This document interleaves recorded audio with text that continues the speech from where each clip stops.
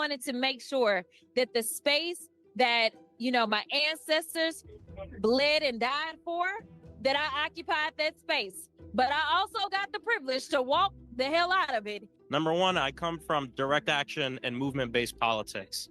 And for me, it's all about space.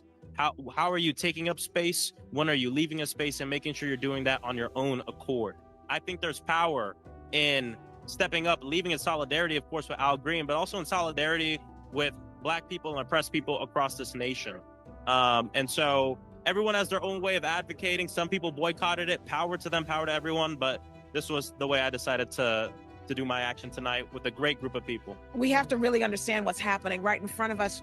We heard a president said clearly that he wants to take us back to a 1950s America.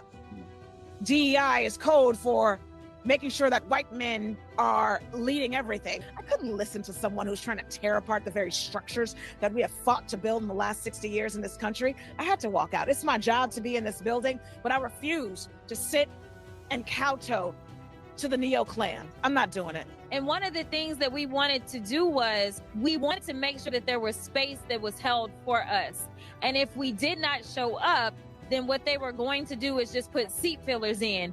And I wanted to make sure that the space that, my ancestors bled and died for, that I occupied that space. But I also got the privilege to walk the hell out of it.